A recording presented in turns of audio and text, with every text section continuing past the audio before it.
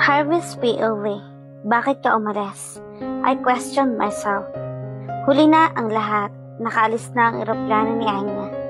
Tuluyan na siyang pumunta sa ibang bansa para doon mag-aral. Fact, I fumed and kicked my car. Bro, calm down. We can still find Anya.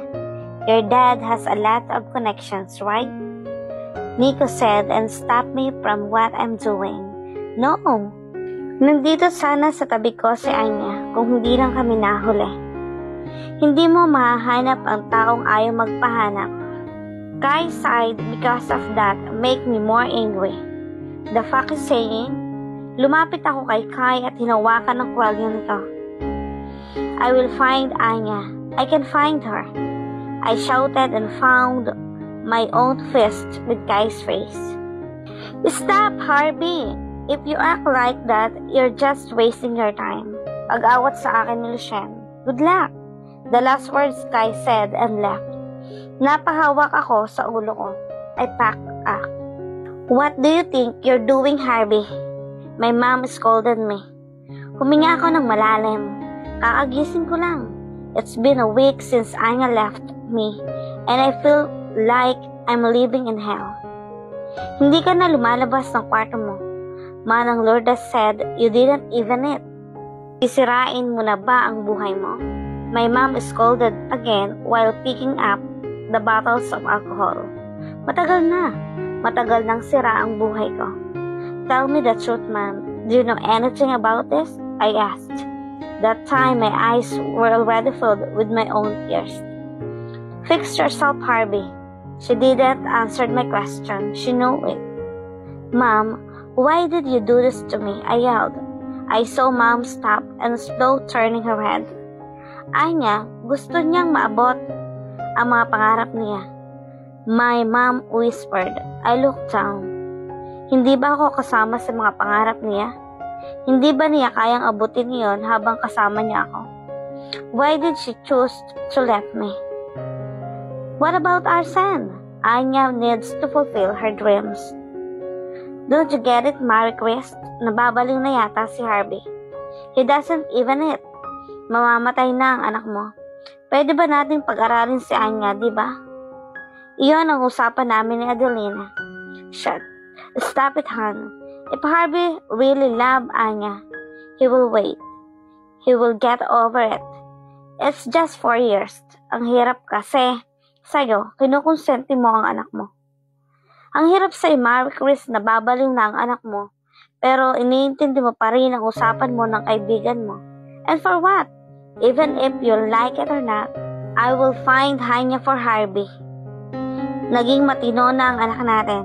Ayokong babalik na naman siya sa pagiging basagulero niya. I heard my mom talking.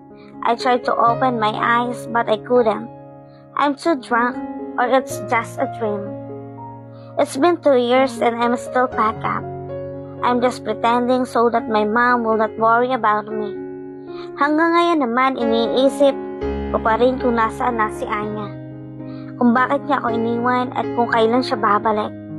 I didn't continue my study. I'm not motivated. Because the one and only girl who pushed me to study is not by my side. Si Anya lang naman ang nakapagpabago sa akin, pero wala na siya. My dad decided to help me build my own business so that I can forget Anya. Nakatulong naman iyan kahit papaano. Nalilibang ko ang sarili ko para hindi ko maisip si Anya. But I still want Anya back. Excuse me, sir, you have a visitor. Natigil ako sa ginagawa ko. I said I will not accept visitors now. If they want to have a meeting with me, maghintay sila. I said and continued what I'm doing. But sir, hindi yun pinansin. Maya-maya pa ay may narinig akong boses na familiar sa akin. A voice that I haven't heard for 4 years. Aris, I heard her voice. Her mouth was smiling and she's clapping her hands, looking so excited. Azari? Nagulat ako nang lumapit ito sa akin at niyakap ako ng mahigpit. I didn't expect her to be here after so many years. Kumusta ka na? You look more handsome, Harvey. Up until now, I'm still shocked. I almost forget Azari, ang kauna-unahang babaeng nagustuhan ko. Pagkatapos namin hindi makita ang isa't isa, hindi ko inaasahan na pupuntahan niya ako. I'm good, I said. Tumayo siya at tumingin sa paligid. She looked at the window of my office where a beautiful view can see. This place looks good, saad niya habang naglalakad. I smiled. I miss you, Harvey. I was shocked. Pakaramdam ko ay may iba pa siyang ibig sabihin. She slowly walked towards me. I just looked at her. She's still beautiful, elegant, soft, and looked innocent. But suddenly, she kissed me. I and Zoe are in a relationship. It's our 2nd-year anniversary. Sinundo ko siya sa airport dahil galing siyang Amerika ng 2 buwan. I miss you, babe, Azari said, and kissed me. I kissed her back. Papunta kami ngayon sa isang business meeting. Dahil kasama ko si Azari, sasama ko na lamang siya sa meeting ngayon. It's important meeting because it's not just about business. May iba pa akong pakay. My dad needs my help para mahuli si Mr. Ching na yan. I could say that my life is at peace right now. I focused with my business and with Azari. But something is missing. Nakarating na kami sa nasabing restaurant. Everything is normal. Ang akala ko ay normal lang ang meeting na yan. But I didn't expect someone to be there.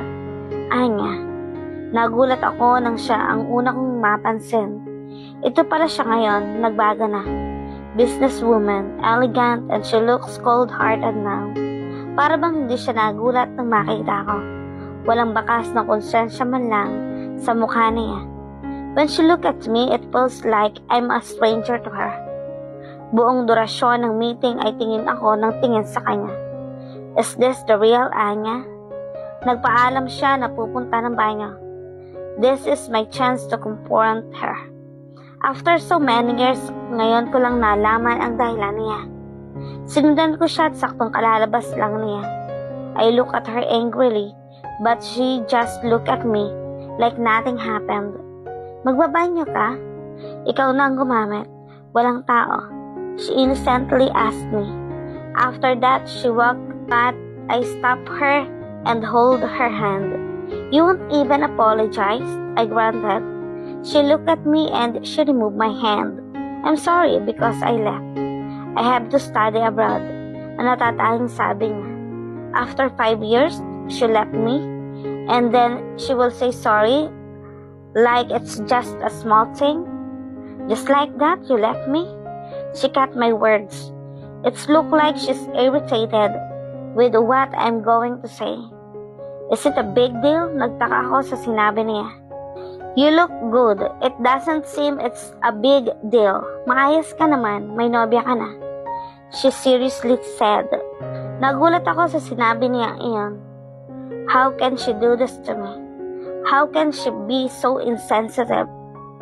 Don't bring my girlfriend here.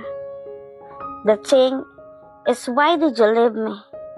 Sabi ko at hinawakan ang magkabilang braso niya ng mahigpit at dahil doon ay napaharap siya sa akin. Then, don't bring the past, Harvey. I clenched my jaw. Mas lalo pang humigpit ang pagkakahawak ko sa braso niya. I'm really sorry I left. Kung nasaktan ka man, o kung naapektuhan ka sa nagawa ko, humihingi ako ng tawad. Please accept my apology and let's forget what happened. It's already in the past. We should move on now. Mahina ang sabi niya at pilit na tinatanggal ang kamay ko sa braso niya. Yeah, we should move on. Like nothing happened. Like I didn't look like stupid finding you for 5 years ago. Don't worry, I already moved on. I'm happy with my girlfriend now, I said with sarcastic tone. She smiled. Good for you, she said and left me again. I'll give it to you. Just go with my plans, I said to Kayla. Sure. Just make sure Anya will be safe. Delikado ang gagawin mo. Gagawin mo pa siyang pain. Sa akin pa yun magagalat, sabi ni Kayla. Ngumiti naman ako. Ano ba sila ni Anya? I ended the call.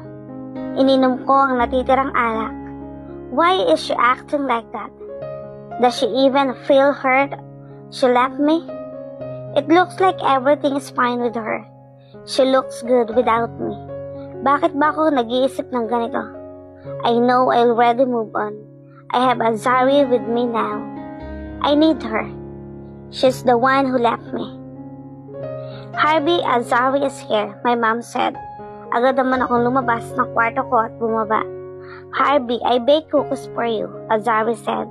I smiled and kissed her forehead. I shouldn't be bothered about Anya. I shouldn't be affected. I have my girlfriend now. Katulad ng sabi ni Anya, I shouldn't bring back the past. Pero bakit ganito ang nararamdaman ko?